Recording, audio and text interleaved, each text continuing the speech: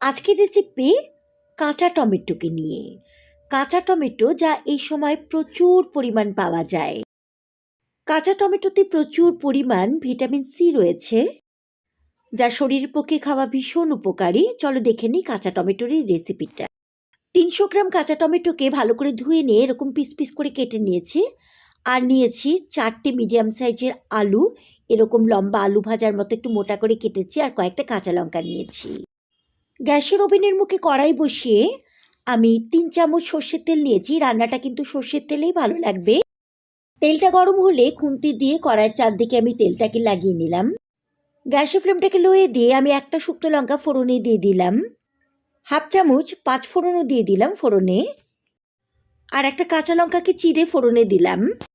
10-15 second মতো ফোড়নটাকে আমি একটু খুন্তি দিয়ে নাড়াচাড়া করে নিলাম।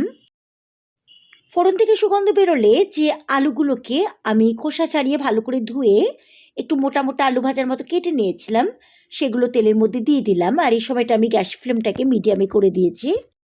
1 থেকে 1.5 মিনিট মতো আমি আলুগুলোকে একটু নাড়াচাড়া করে ভেজে নেব।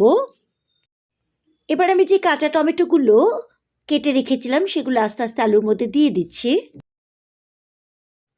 আরও 2 মিনিট মতো আলুর সঙ্গে আমি কাঁচা টমেটোগুলো নাড়াচাড়া করে ভেজে নেব। কাঁচা টমেটো যেহেতু একটু শক্ত হয়, তাই কাঁচা টমেটোগুলো সেদ্ধ হতে একটু বেশি সময় লাগে। টমেটোগুলো আলুর সঙ্গে ভাজা ভাজা করতে করতে আমি 1 চা চামচ মতো লবণ দিলাম। লবণটাকে খুব ভালো করে নাড়াচাড়া করে মিশিয়ে দিচ্ছি আমি আলু টমেটোর সঙ্গে। ঠিক 2 মিনিট বাদে আমি এর মধ্যে 1/4 চা চামচ মতো জিরে গুঁড়ো দিলাম, 1/4 চা চামচ মতো লঙ্কা গুঁড়ো দিলাম। গুঁড়ো মশলাগুলো কিন্তু একদমই কম ইউজ করলেই টেস্ট হবে। আর দিলাম হাফ চামচ মতো হলুদ। গ্যাসের ফ্লেমটাকে লোয়ে দিয়ে আমি এই গুঁড়ো মশলাগুলো খুব ভালো করে আলু আর টমেটোর সঙ্গে মিশিয়ে দিচ্ছি। সামান্য একটু মানে হাফ কাপেরও কম জল দিয়ে দিলাম। এই রান্নাটা কিন্তু বেশি জল একদমই ইউজ হবে না। আর 3টে কাঁচা লঙ্কাকে চিড়ে দিয়ে দিলাম। জল আর কাঁচা লঙ্কা চেরাগুলোকে আমি রান্নার সঙ্গে মিশিয়ে দিচ্ছি।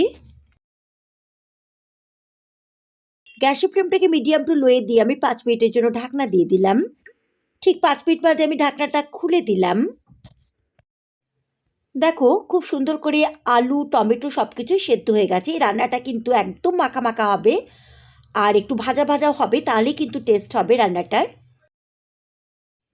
এই সময়ে আমি একদম হাই করে দিয়েছি এই ফ্লেমটাকে গ্যাসে, তাহলে যে বাড়তি একটু জলীয় ভাব থাকবে সেটাও শুকনো হয়ে যাবে।